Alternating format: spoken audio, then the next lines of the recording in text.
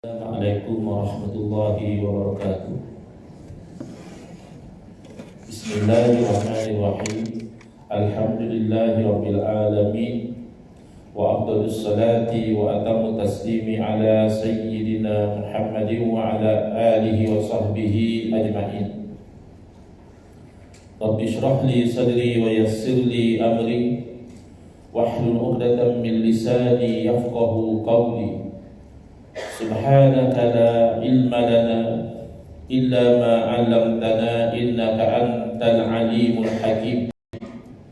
Allahumma akhrijna min zulumatil wahmi wa akrimna bi nuril fahmi waftah 'alaina bi ma'rifatil ilmi wa sahhil akhlaqana bil hilm waj'alna mimman yastami'una al-qawla fayattabi'una ahsana. Allahumma ati nufusana taqwaha wa zakkiha anta khairu man zakkaha anta waliyuha wa maulaha. Allahumma arinal haqqa haqqan warzuqna ittiba'ah wa arinal batila batilan warzuqna ijtinabah. Allahumma anfa'na bima 'allamtana wa 'allimna ma yanfa'una wa zidna ilman wa huda. Amma ba'd. Alhamdulillah, muslimin muslimat hadirin hadirat yang saya hormati. Moga-moga kita semua dirahmati dan diberkati oleh Allah Subhanahu wa taala, dan moga-moga kita semua dikurniakan oleh Allah Subhanahu wa taala kefahaman yang baik di dalam urusan agama dan dikurniakan keikhlasan yang menyeluruh di dalam menuju kepada ridha Allah Subhanahu wa taala. Alhamdulillah, pada pagi Jumaat yang mulia ini insya-Allah kita akan menyambung pengajian kuliah duha bulanan anjuran Masjid Sultan Salahuddin Abdul Aziz Shah, Masjid Negeri Shah Alam, menggunakan kitab Nurul Huda, Cahaya Hidayah, yang disusun oleh guru saya Al-Fadhil Ustaz Haji Adnan bin Haji Muhammad Samman hafizahullah ta'ala wa nafa'ana bihi wa bi'ulumihi fid dharaini amin. Mensyarahkan kitab Masailut Tauhid, masalah-masalah persoalan berkaitan ilmu tauhid, yang disusun oleh ayahanda beliau dan juga guru saya almarhum Tuan Guru Haji Muhammad Saman Kati rahimahullah ta'ala wa nafa'ana bihi wa bi'ulumihi fid dharaini amin. Kita sampai ke muka surat 21 ya, cetakan Akademi Jawi Malaysia. Masih lagi mabadi permulaan ilmu tauhid yang 10. Kita sudah hampir ke penghujungnya. Yang ke-9, nisbatuhu, apakah bandingan ilmu ini? Maknanya posisi ilmu tauhid kalau dibandingkan dengan ilmu-ilmu lain, di manakah kedudukan ilmu tauhid? Jawapan, bandingan ilmu ini dengan ilmu-ilmu yang lain adalah ilmu tauhid ini ialah semulia-mulia ilmu dan yang utama sekali. Ini yang paling penting sekali, dan mahu yakni hendaklah dituntut terlebih dahulu daripada lain-lain ilmu.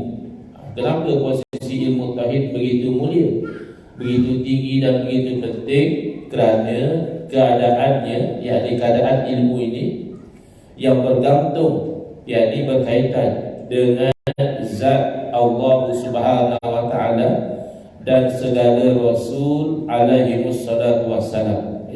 Yang paling mulia, yang paling penting adalah Allah Subhanahu wa taala. Di kalangan makhluk, yang mulia adalah para rasul alaihi wassalatu wassalam. Ilmu ni bercerita tentang yang mulia, maka menjadi mulia. Kita ni bila ada dengan yang mulia, kita akan jadi mulia. Contoh, kulit kambing, bila orang buat korban, ada kalanya kulit itu tidak dibuang, tapi dimanfaatkan, disamar, dibersihkan. Jadi dia tak jadi busuk lagi, boleh guna. Tapi kulit kambing itu kalau dijadikan kulit mushaf, maka dia jadi mulia. Kita nak pegangkan kena ada wudu, kerana dia pegang dalam itu ada mushaf, ada tulisan-tulisan Al-Quran. Tapi kalau kulit kambing itu dia berkawan dengan orang panggil beduk ya. Sekarang dah tak ada, masjid pun dah tak ada. Dulu beduk, dulu ada di surau-surau, mungkin di surau-surau kampung masih ada. Kan di hujung itu diletak kulit.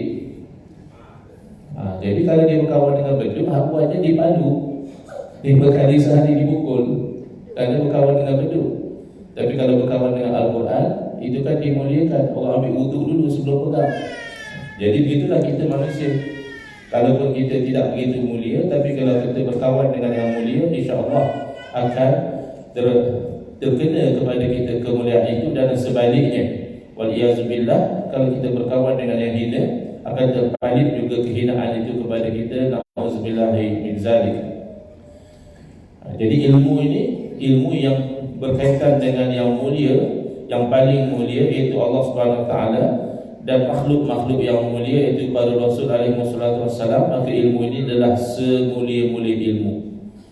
Kemudian ia utama kerana kalau tanpa akidah yang betul, sembahyang, puasa, haji, apa semua tidak ada makna.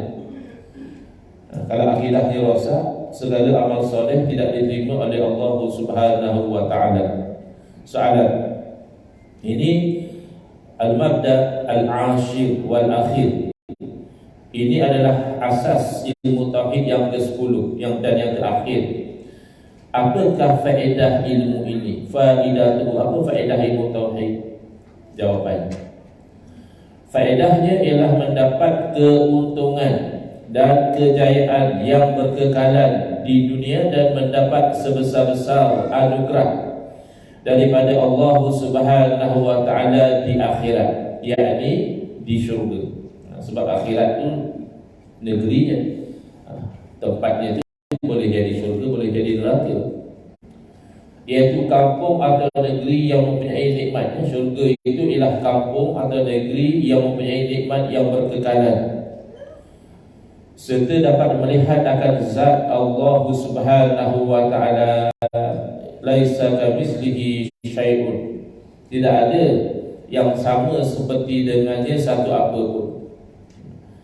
Jadi i'tiqad kita ahli sunnati wal jamaah adalah di dalam syurga, orang-orang syurga dalam syurga boleh melihat kepada zat Allah Subhanahu Wa Taala tanpa menempatkan Allah Taala di syurga. Dalam bab ini ada dua golongan yang tergelincir daripada akidah yang sebenar. Tapi kedua-duanya ada persamaan dengan ahli sunnati wal jamaah. Pertama, golongan Mu'tazilah. Mereka sama dengan ahli sunnati wal jamaah menafikan tempat bagi Allah Subhanahu Wa Taala.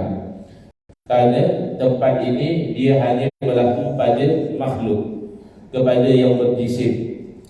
Sedangkan Allah Subhanahu Wa Taala bukan jisim, bukan makhluk. Cuma bezanya, Mu'tazilah apabila dia berpegang bahawa Allah Subhanahu Wa Taala tidak bertempat, lalu dia menafikan boleh melihat Allah Taala di dalam syurga. Dia kata kalau boleh lihat, berarti Allah itu bertempat. Sesuatu kalau boleh dilihat, tentulah dia pada arah ini, pada arah sana. Jadi oleh kerana Allah Ta'ala tidak bertempat, kata mereka, kita tidak boleh lihat Allah Subhanahu Wa Taala. Ini kegelinciran, ini bercanggah dengan akidah ahli sunnati wal jamaah. Satu golongan lagi adalah golongan musyabbihah ataupun golongan mujassimah, iaitu golongan yang sama dengan ahli sunnati wal jamaah, sama-sama yakin bahawa di hari akhirat nanti orang-orang dalam syurga akan dapat melihat kepada zat Allah Subhanahu Wa Taala. Tetapi mereka berbeza dengan ahli sunnati wal jamaah bila mana mereka mengatakan oleh kerana kita boleh melihat Allah, berarti Allah bertempat. Bahkan baru-baru ini ada yang berkata Allah berkuasa menempatkan dirinya dalam syurga. Apa masalah kata dia? Kan Allah Maha berkuasa. Jadi Allah boleh menempatkan diri Allah dalam syurga. Orang ini tidak faham konsep kuasa Allah. Nanti insyaAllah ke depan kita akan bincang secara detail sifat kudrah. Ringkasnya, kudrah Allah Subhanahu Wa Taala hanya berkaitan dengan yang mungkin. Yang mungkin maknanya yang boleh wujud, boleh tak wujud. Contoh, ada sepasang suami isteri yang sudah sangat tua, ya. Suami sudah umur katakan 90 tahun, isteri sudah umur 85 tahun misalnya. Boleh tak, berkuasa tak Allah Ta'ala memberikan anak kepada pasangan tua ni? Tiba-tiba isteri umur 85 dapat baby. Jadi maksudnya apa? Nanti dia akan jadi lebih muda daripada anak saudara dan sebagainya. Rezeki, ya. Tapi waktu pun bising juga. Nanti ada yang hipik suami, makan apa lah. Atau hipik isteri. Ada berobat di mana? Itu namanya mustahil adat. Dari segi kebiasaan mustahil. Tapi kerana Allah Ta'ala Maha Berkuasa, jangankan mengurniakan anak kepada sepasang suami isteri yang sudah lanjut usia, bahkan mengurniakan anak kepada seorang wanita yang tidak ada suami, sebagaimana yang berlaku kepada Sayyidatina Maryam, itu kan kuasa Allah. Sayyidatina Maryam tidak luar biasa. Bahkan lebih daripada itu, Allah Ta'ala berkuasa menjadikan manusia tanpa bapa dan tanpa ibu. Kalau Nabi Isa AS masih ada ibu, cuma tak ada bapa. Kalau Nabi Adam AS sudahlah tidak ada bapa, ibu juga tak ada, pun Allah berkuasa. Tapi kebiasaannya manusia lain untuk wujud dengan ada ibu dan bapa. Tapi itu hanya dari segi adat, dari segi akal boleh terima saja. Sedangkan tidak takluk, tidak berkaitan sifat Allah kudrah berkuasa itu dengan yang mustahil. Oleh kerana Allah Ta'ala Maha Berkuasa, adakah Allah Ta'ala berkuasa menciptakan Tuhan lain? Kau orang tanya macam itu. Tuhan selain daripada Allah mustahil, maka tidak ada kena-mengena dengan kuasa. Oleh kerana Allah Ta'ala Maha Berkuasa, adakah Allah berkuasa menciptakan seketul batu? Ini soalan-soalan golongan liberal. Adakah Allah berkuasa menciptakan seketul batu yang begitu besar? Batu tu Allah pun tak angkat. Ini soalan golongan liberal. Menjadikan satu batu terangkat itu harus atau tidak bagi Allah? Harus. Maka Allah tak mampu melakukan perkara yang harus, mustahil. Maka Allah cipta satu batu yang begitu besar sehingga Allah tak mampu mengangkatnya, itu mustahil. Maka tidak ada kena-mengena dengan kuasa Allah. Oleh kerana Allah Ta'ala Maha Berkuasa dan Maha Berkehendak, sekiranya Allah Ta'ala berkehendak, boleh atau tidak Allah melahirkan anak? Makhluk pun boleh lahirkan anak? Mustahil. Kerana anak bagi Allah itu mustahil, tak ada kena-mengena dengan kudrah. Maka demikianlah Allah berada di dalam syurga itu mustahil. Kerana itu mengatakan Allah berada di dalam makhluk. Syurga itu jelas, musyabbihah, mujassimah juga terima kalau syurga itu adalah makhluk. Tiba-tiba boleh pula kata Allah berada dalam makhluk. Mereka juga menolak akidah ini sebenarnya. Golongan yang mengatakan Allah nanti ada dalam syurga atau bertempat, mereka menolak akidah yang dinamakan al-hulul wal-ittihad. Al-hulul ni maknanya Allah berada pada makhluk. Ittihad berarti Allah tu menyatu dengan makhluk. Allah dan makhluk tu dah sebati. Ini akidah yang batil. Ini akidah yang sesat. Mereka juga kata yang sama, tapi mereka tak perasan bahawa mengatakan Allah berada dalam syurga adalah akidah al-hulul. Berarti Allah tu berada pada makhluk. Peringatan. Mungkin orang-orang di zaman moden ini berfikir bahawa orang-orang bukan Islam telah lebih maju. Kadang-kadang bila kita kata tauhid ini membawa kejayaan dunia dan akhirat, kalau orang fikir tak nampak macam berjaya pun, nampak macam orang kafir lagi berjaya. Orang yang tak ada tauhid lagi maju. Kut timbul persoalan macam ini. Jadi di mana benar dia cakap pengarang? Pengarang kata faedah belajar ilmu tauhid dapat kejayaan yang berpanjangan di dunia, dapat kebahagiaan di akhirat. Di dunia pun tak nampak berjaya pun. Di sini kita turunkan jawapannya.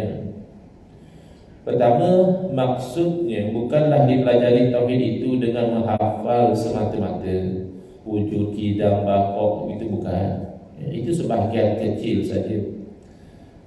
Bukan hanya menghafal masalah dan faedah semata-mata, tetapi yang dimaksudkan mempelajari tadi termasuklah menyematkan intisari ataupun intipati ilmu tauhid ke dalam hati serta menghayatinya. Di situlah datang kemajuan. Kan kadang-kadang orang selalu kata, oh, kita, negara kita ni berlaku ketirisan, berlaku salah guna dana, itu ini menyebabkan negara tak maju, yang patutnya dapat bantuan tak dibantu, yang tak layak dapat bantuan pula diberi. Ya, ini kerana tidak ada penghayatan tauhid. Dia tahu Allah Maha mengetahui, tapi sebagainya kalau orang tak nampak, buat juga. Dia tahu Allah Maha melihat, tetapi cara dia bertindak seolah-olah dia mengatakan Allah buta, seolah-olah. Jadi kalau dia benar-benar menyematkan intisari ilmu tauhid ke dalam hati serta menghayati, misalnya setelah diketahui bahawa Allah itu mengetahui segala gerak-geri makhluk, bukan gerak-geri saja, tak bergerak pun dia, Allah tahu dalam hati kita. Allah tahu apa yang terlintas yang bermain dalam fikiran kita, Allah tahu. Jadi orang yang meyakini sebegini dan meyakini bahawa Allah berkuasa membalas atas pengkhianat dan pelaku-pelaku dosa yang lainnya, okeylah, atas dunia boleh terlepas. Mengkhianat, menyalahguna kuasa, menfitnah orang boleh terlepas. Tapi dengan Allah tidak akan terlepas selagi tidak bertaubat. Kalau taubat, ya Allah ampunkan. Itu pun kalau dosa dengan Allah semata-mata. Kalau dosa dengan manusia, nak kena minta dengan manusia. Allah Maha Pengampun, tapi manusia kadang tidak begitu. Kan biasa kita dengar orang cakap, kau aku tuntut sampai akhirat. Macam tu. Kadang-kadang sesama orang yang ada hubungan keluarga, kadang-kadang, ya na'udzubillah, ibu ada menyimpan perasaan begitu kepada anak kerana terguris hati. Mak tak akan maafkan kau. Dalam hati lah mungkin tak cakap. Di akhirat nanti mak akan tuntut apa yang kamu cakap. Itu orang yang paling sayang pada kita dalam dunia. Pun ada kalanya dia keberatan nak memaafkan kita. Maka dengan manusia kena minta dengan manusia lah.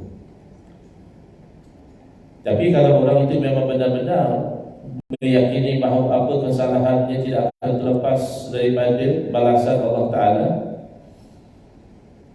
ada tauhid dalam hati dia, maka dia tidak akan melakukan pengkhianatan, penyelewengan, penipuan dan sebagainya.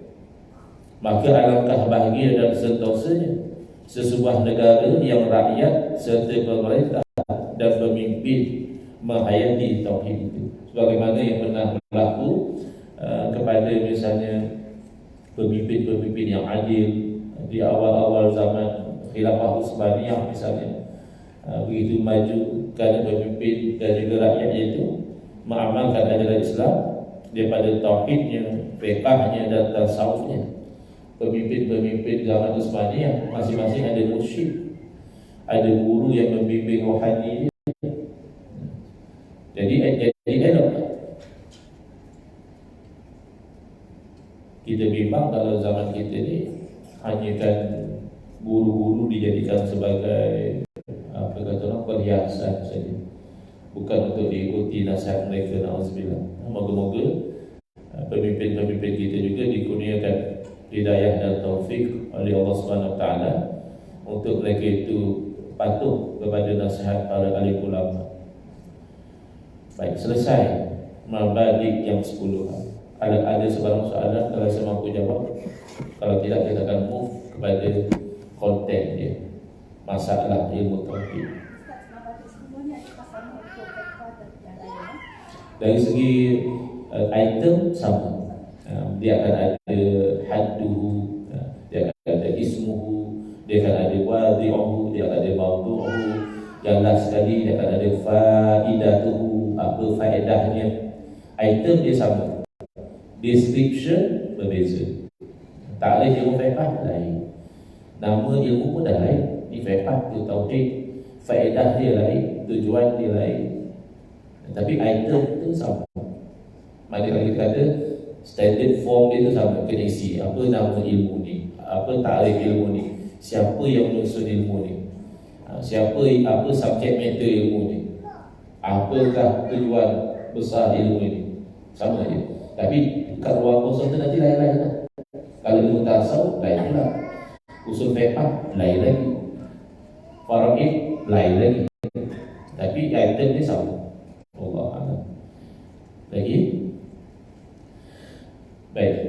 Kalau tak ada, kita pergi kepada masalah ilmu tauhid di muka surat 23. Sekali lagi saya tekankan, masalah di sini bukan maksud problem. Kita kalau orang Melayu, masalah ni problem. Kenapa sedih je nampak? Banyak masalah kan? Banyak masalah kan?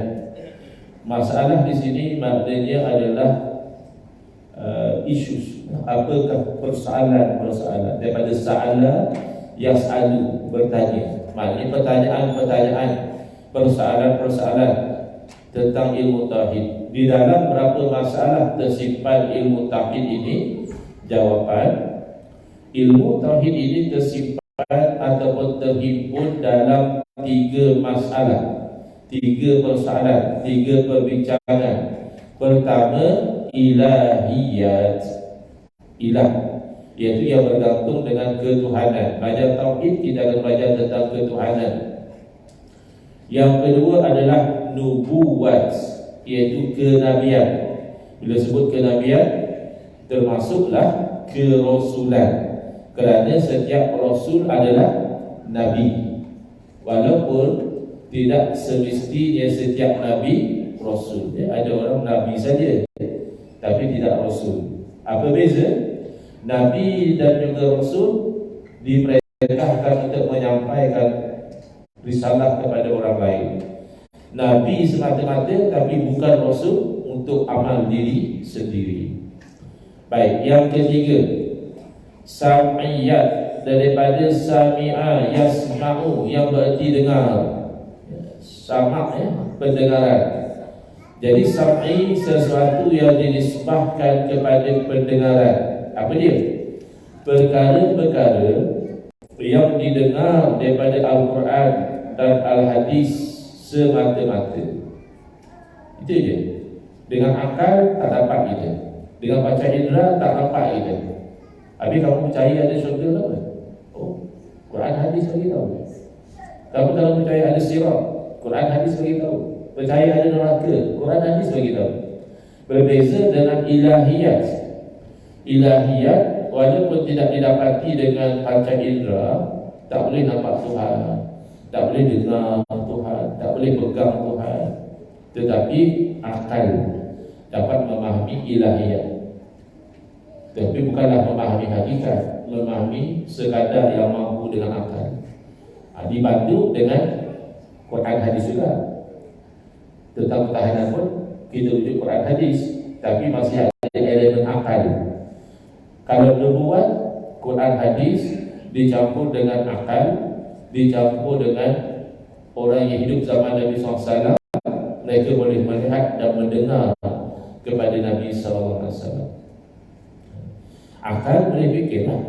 Takkanlah satu orang yang satu masa dahulu sebelum 40 tak boleh bercakap tentang benda-benda macam ini, tiba-tiba datang wahyu boleh menceritakan apa yang terkandung dalam Al-Quran yang tepat dari segi sejarahnya, dari segi sainsnya, dari segi psikologinya, dari segi biologinya. Tak mungkin ini kalam manusia, tak mungkin ini Nabi SAW reka-reka sendiri. Bahkan Allah pernah cakap, kalau kamu itu ragu-ragu untuk firabin,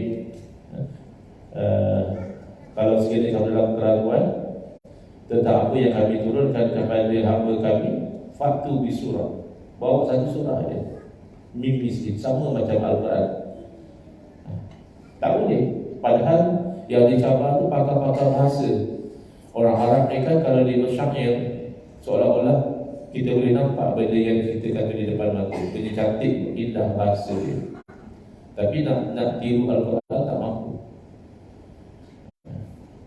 Bahkan dalam Al-Masuf, fa'ilam taf'alu walan taf'alu. Kiranya kamu tak mampu nak buat, bahkan tidak akan mampu buat.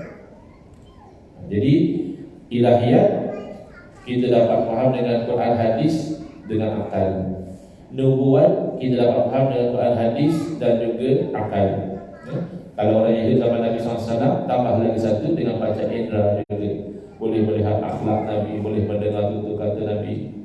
Tapi kalau sam'iyat, hanya Quran hadis semata-mata. Dengan akal, bagi akal, ya, kalau ada syurga pun boleh-boleh saja. Kalau tak ada syurga pun boleh jadi juga. Kalau ada neraka, ya boleh jadi. Kalau tak ada pun boleh jadi. Akal hanya kata harus.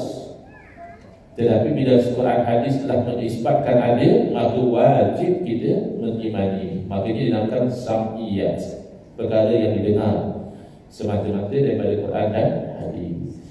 Baik, soalan. Yang mana masalah ilahiyat, yang mana masalah nubuwat, dan yang mana yang dikatakan masalah sam'iyat? Mana satu? Terangkan. Ketuhanan, kenabian dan juga perkara-perkara yang didengar ni, yang mana satu? Jawapan. Pertama, masalah ilahiyat itu iaitu barang, yakni sesuatu, ya. Masih guna bahasa lama, ya, barang. Lebih sesuai barangkali dengan bahasa moden, sesuatu. Masalah ilahiyat itu iaitu sesuatu yang bergantung dengan ketuhanan, yakni Allah Subhanahu wa ta'ala. Bergantung macam mana tu? Daripada segala yang wajib dan mustahil dan harus padanya. Bila sebut wajib, mustahil, harus, maknanya hukum akal. Jangan ingat wajib syarak. Ada orang hipokris. Macam mana sifat wajib bagi Allah? Kiranya kalau tak ada berdosa ke? Sebab dia terbayang wajib syarak. Wajib syarak buat dapat pahala, tak buat berdosa.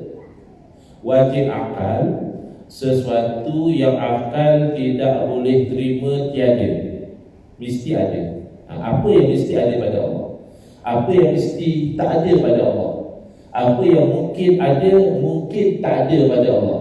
Itu maksud wajib, mustahil, harus, ataupun disebut jaiz. Bukan jaiz dalam agama Islam, itu dengan sin, ini dengan zai. Jaiz. Ya, ada soalan. Okay, yang kedua, masalah nubuat itu ialah perkara-perkara yang bersangkut, yakni berkaitan dengan nabi-nabi. Dalam bahasa Arab, kalau nabi-nabi disebut anbiya, iaitu segala yang wajib dan mustahil serta harus pada hak mereka, alaihimus salatu wassalam. Sama juga apa yang mesti ada pada para nabi, apa yang mesti tak ada pada para nabi, dan apa yang mungkin ada, mungkin tak ada pada para nabi. Nanti yang kita nak bincang dalam ilmu tauhid ni. Yang ketiga, dan masalah sam'iyat itu iaitu sesuatu yang didengar daripada dalil Al-Quran dan Al-Hadis sahaja, dan tiada didapati dengan dalil akli. Akal tak mampu nak fikir. Misal seperti bangkit daripada kubur sesudah mati. Manalah akal kita nak fikir, bahkan akal tengok, sepanjang aku hidup tak nampak pula orang bangkit daripada kubur. Yang tahu dah mati tak bangkit-bangkit lagi, tapi akal hanya boleh berfikir setakat inilah. Kok orang kata, itulah dah hancur, dah jadi tanah, macam mana nak bangun? Akal hanya boleh kata, kalau daripada dulu langsung tak ada, boleh jadi ada. Takkan dah pernah ada Allah nak kembalikan ada, tak boleh. Itu akal boleh lah setakat itu. Tetapi kalau nak betul-betul memikirkan bangkit daripada kubur lepas mati, tak mampu. berhimpun di padang mahsyar. Mahsyar tu maknanya tempat berhimpun lah. Hasyar tu himpun, mahsyar tempat berhimpun. Senang di bahasa Arab ni, tambah huruf mim jadi tempat. Ta'ima makan, mat'am tempat makan. Wasala basuh, marsal tempat basuh. Tambah huruf mim. Sajadah apa sajadah? Sujud. Masjid, masjid kali ke asal kan? Wasala marsal, ta'ima mat'am, ya. Hasyara mahsyar, sajadah masjid. Tapi apa yang kita sebut masjid? Sebab orang Arab sebut masjid. Bahasa kita ke bahasa Arab? Ya bahasa Arab, ini orang Arab. Itu pula nak pandai-pandai. Memang orang Arab sebut masjid, maka kita juga sebut masjid. Kalau ikut asalnya masjid, tempat sujud. Tapi masjid sudah jadi istilah khas lah ya. Baik. Berhisab segala amalan. Hisab di sini bahasa Arab maksudnya dikira. Segala amalan manusia dihitung, muhasabah. Muhasabah itu kita kira sendiri. Saya ingat masa saya sekolah rendah masih dipanggil ilmu hisab. Sekarang dah jadi matematik.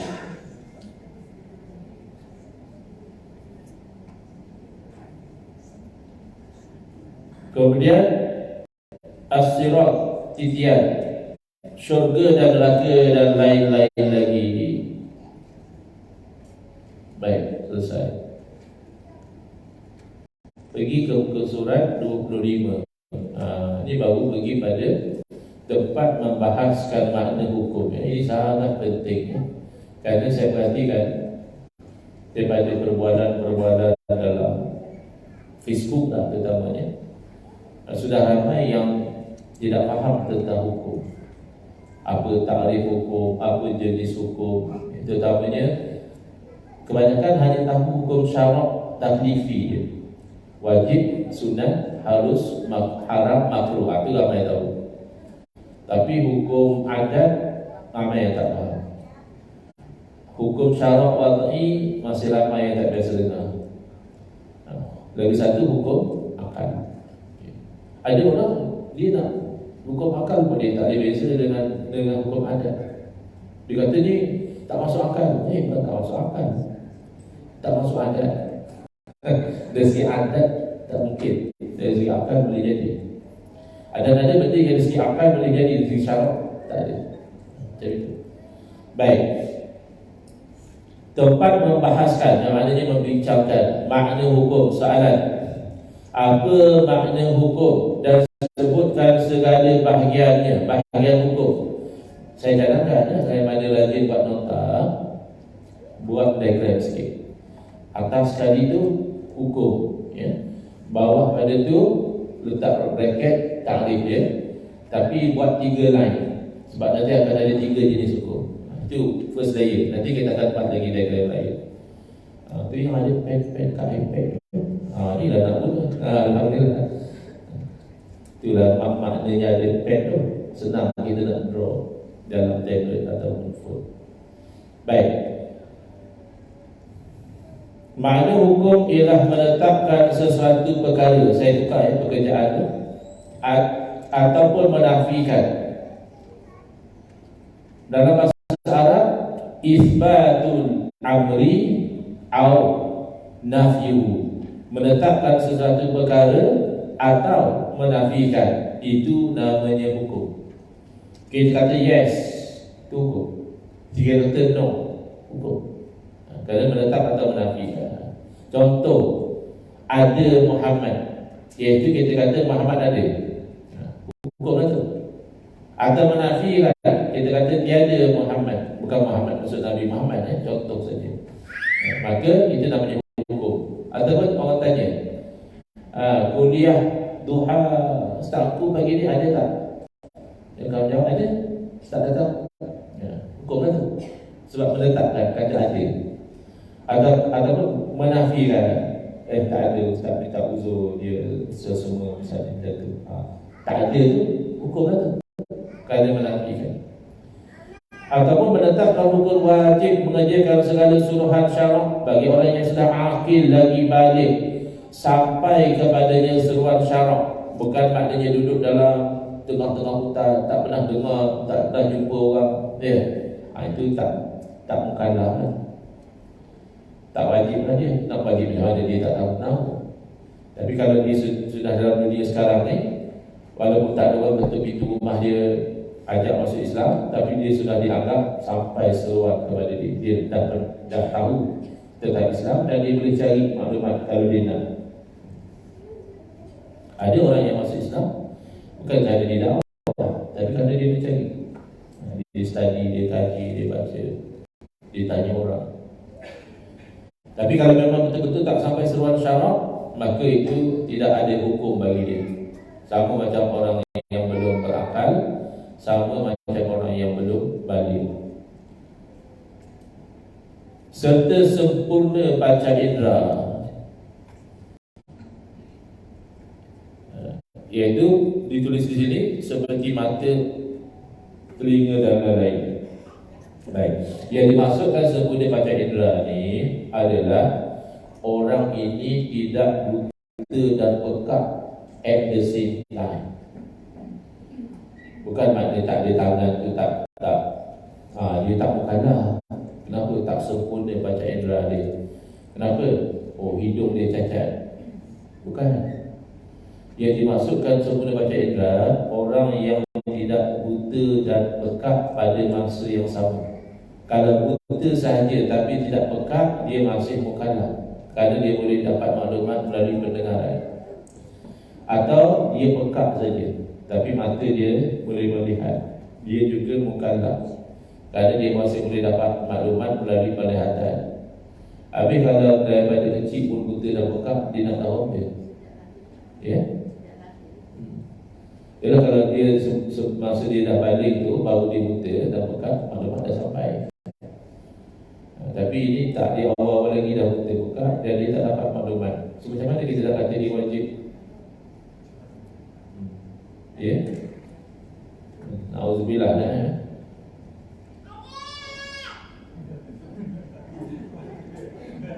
Biasanya salah satu, bukan sadar, kadang orang buta ni pendengaran dia lagi sharp daripada orang biasa, sebab dia bergantung banyak kat situ.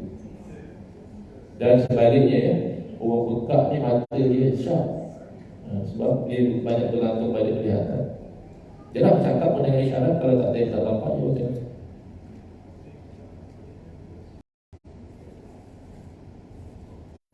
Maka yang menghukum dengan isbat atau nafi, yang kata ya atau tidak itu, mestilah dengan salah satu daripada 3 hukum. Iaitu pertama, syarak. Hukum syarak. Jadi kita biasa dengar lah, kalau ikut hukum syarak, ini melanggar hukum syarak, itu kita biasa dengar. Ataupun hukum adat. Yang ini saya percaya ramai yang tak jelas. Antara yang saya dapat kesan, satu orang dia masuk dalam komen, dia kata iyalah hukum adat, walaupun hukum adat, ia tak boleh bercakap dengan hukum syarak. Hukum adat tidak boleh bercakap dengan hukum syarak. Bila dia cakap macam itu, saya dapat kesan dia sebenarnya salah faham apa maksud hukum adat. Mungkin dia ingat ada orang Melayu, ada orang Cina, ada orang India, ada pebantih, ada temenggung. Jadi adat-adat ni kalau nak amalkan boleh, tapi kalau adat tu bercabah dengan hukum syarak, tak boleh. Mungkin dia ingat macam itu. Sebenarnya hukum adat yang kita bincang kat sini tak ada kena-kena itu. Ini lain maksudnya. Ataupun hukum akal. Jadi mungkin kita ada bincang, tapi kita tak perasan itu hukum akal.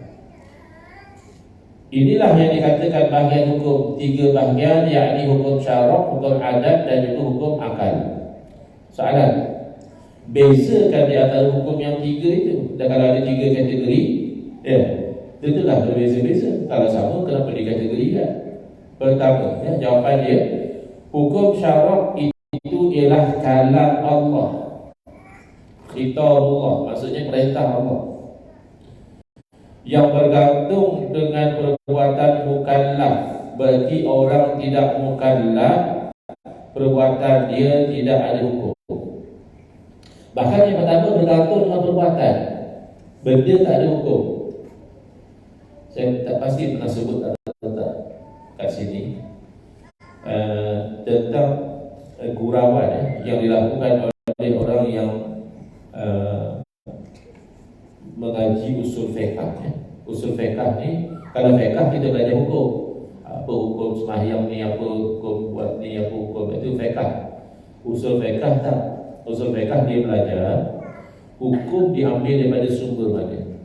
Quran, Sunnah, Ijma', Qiyas. Yang kedua, macam mana cara berinteraksi dengan sumber. Kalau Quran kata macam ni, apa maksud dia? Kalau Quran sebut macam ni, apa maksud dia? Ini lafaznya terang atau tidak? Ini lafaznya jelas atau tidak? Itu usul fiqh.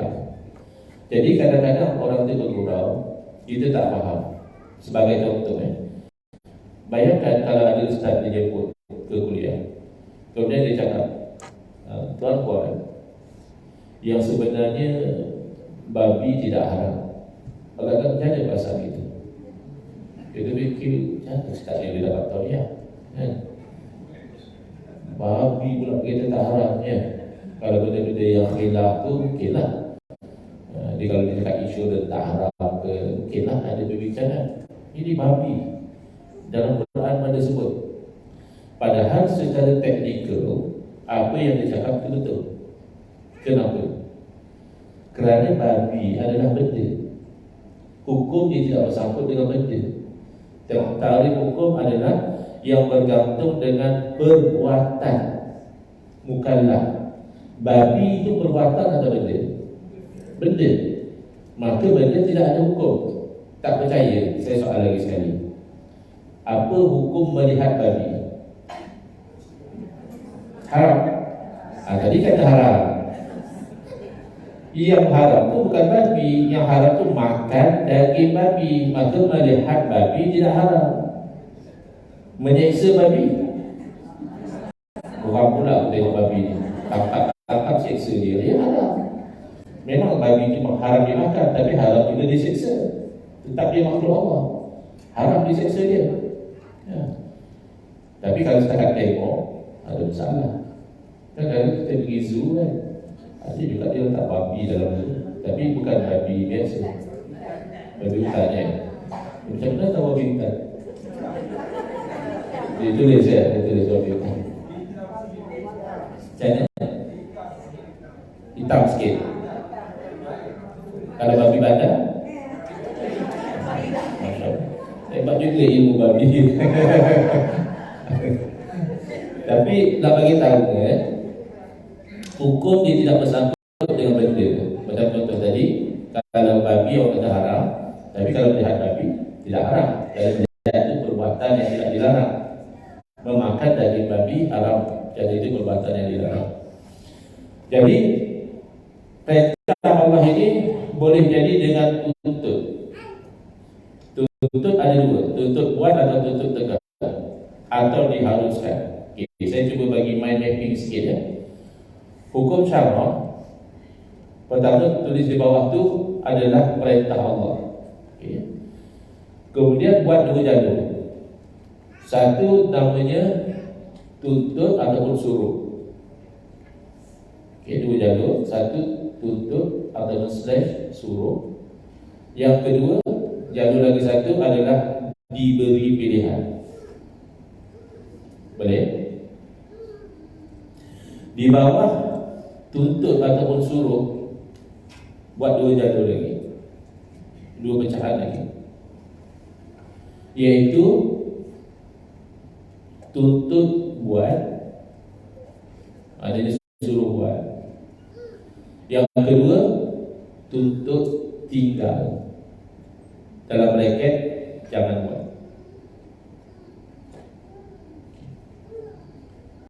Dan ke bawah lagi, masing-masing dua jalur tadi pecah dua lagi. Bawah pada tuntut buat dengan tuntut tinggal. Tuntut buat ada dua, tuntut tinggal ada dua. Tuntut buat secara pasti, dalam bracket tiada pilihan.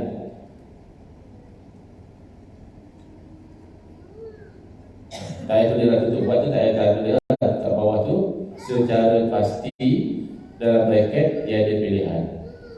Yang satu lagi tutup buat masih bawah tutup buat secara tidak putus dalam bracket ada kelonggaran.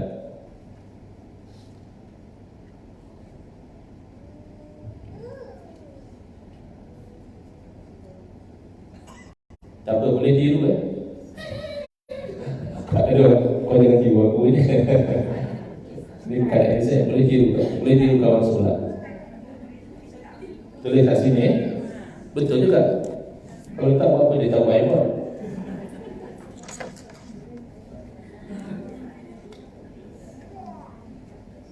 Hukum.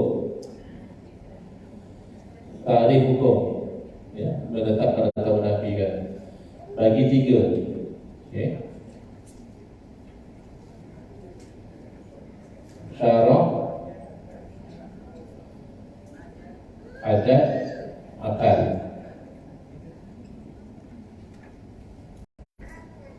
Syarak bagi 2.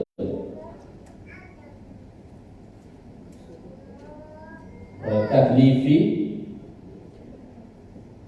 wad'i. Maaf, tulisan bodoh. Dulu nak jadi doktor, tak dapat jadi doktor tapi tulisan masih bodoh. Okey. Taklifi ni kat sini ada perintah Allah.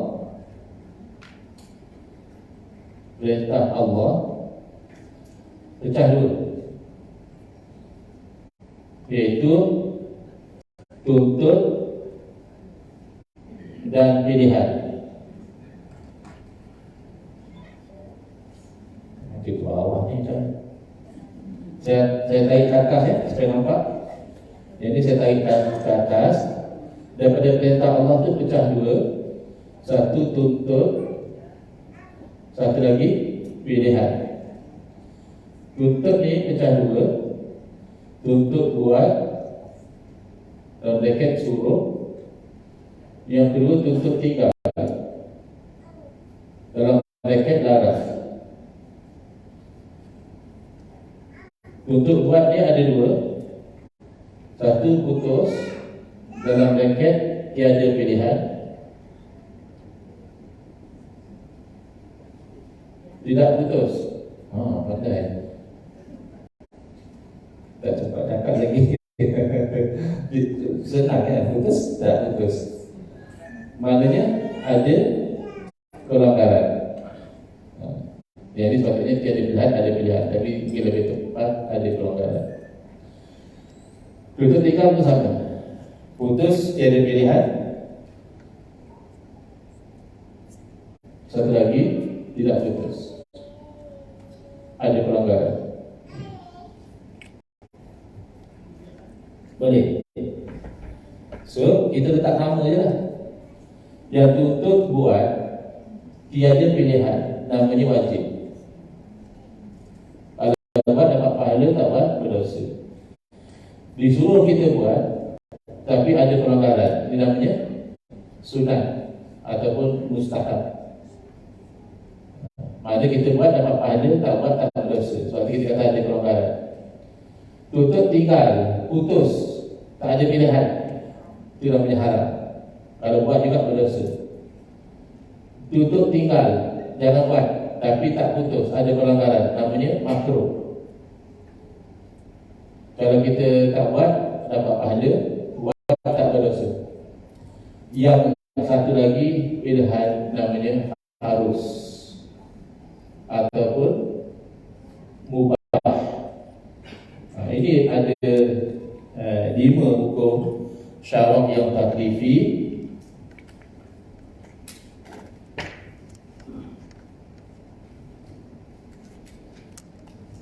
Wajib, sunat ataupun mustahab, haram, makruh, harus.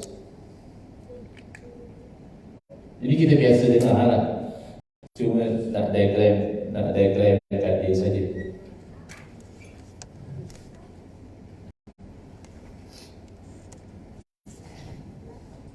Ya. Jadi berpunca daripada hukum pecah tiga. Okay. Adab dan akal tu kita letak tepi dulu.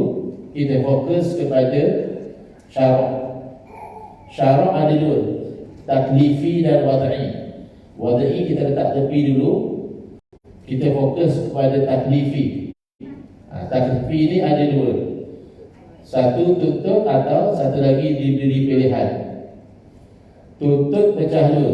Tuntut buat iaitu suruh, tuntut tinggal iaitu larang. Tuntut buat pecah dua, satu putus iaitu wajib, satu tak putus iaitu sunat. Tuntut tinggal pecah dua, satu putus iaitu haram, satu tak putus itu makruh. Pilihan namanya harus ataupun mubah.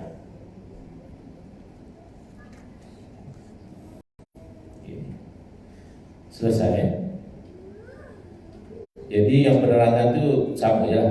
Makna wajib ialah yang diberi pahala kepada yang mengerjakan, dan diseksa yakni berdosa yang meninggalkan, yakni tuntutan suruh yang mesti seperti sembahyang 5 waktu dan puasa Ramadan. Makna sunat di bawah pasal 26 ialah yang diberi pahala kepada yang mengerjakannya dan tidak diseksa, yakni tidak berdosa yang meninggalkannya, yakni tuntutan suruh yang tidak mesti seperti sembahyang sunat, puasa sunat. Yang ketiga, makna haram, iaitu perkara yang diseksa yang mengerjakannya dan diberi pahala kepada yang meninggalkannya, yakni tuntutan cegah yang mesti seperti mencuri, berzina, minum arak. Makruh, iaitu tidak diseksa, tidak berdosa yang mengerjakan dan diberi pahala kepada yang meninggalkan. Kalau tinggal dapat pahala, tapi kalau buat tak berdosa. Seperti membaca Quran di dalam rokok, makruh. Rokok nak apa? Tasbih, itu tempat dia. Ataupun sembahyang di atas perkuburan, kerana perkuburan ini tempat yang mazannatun najasah, tempat yang biasanya ada najis. Makruh kita sembahyang di situ. Harus, iaitu tidak berdosa dan tidak boleh diberi pahala sama ada yang mengerjakan atau meninggalkan, yakni diberi kebebasan seperti makan minum yang dihalalkan. Tuan-tuan dah makan pagi ni? Makan apa? Si lemak. Lagi kuat? Kuih. Yang makan kuih dapat pahala ni, yang makan si lemak dapat pahala. Kita ada, kita pulang. Yang kalau makan daging babi itu berdosa. Tetapi yang harus ni kita boleh tukar jadi pahala dengan niat.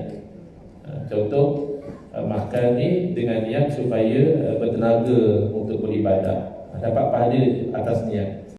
Asalnya makan tu harus. Tak nak makan pun tak apa. Nak makan apa pun asalkan halal boleh.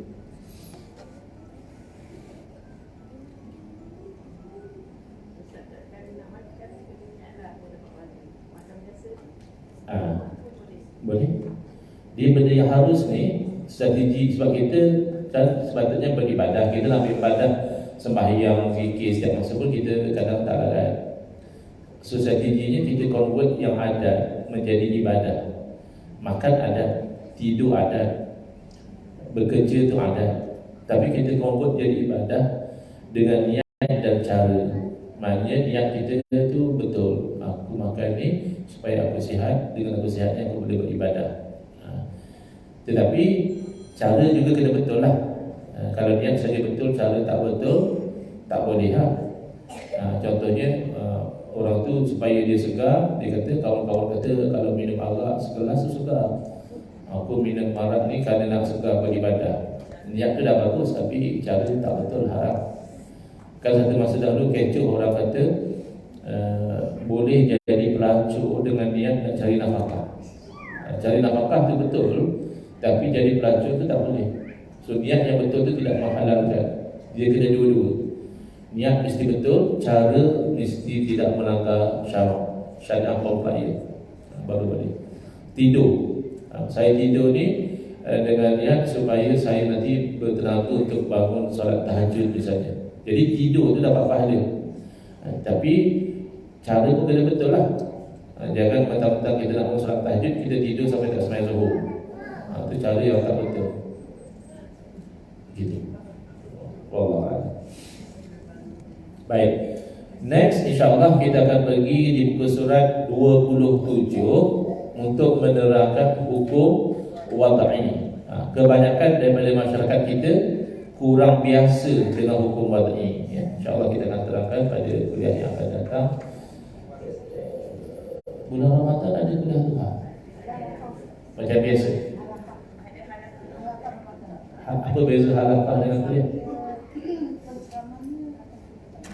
Oh, maknanya saya stop dulu ya. Nanti masih agak beritahu. Baik. Bismillahirrahmanirrahim. Alhamdulillahirabbil alamin. Wassalatu wassalamu ala asyrafil anbiya'i wal mursalin wa ala alihi wa sahbihi ajma'in. Allahumma shrah sudurana wa ahsin akhlaqana wa azim ujurana wa nawwir qulubana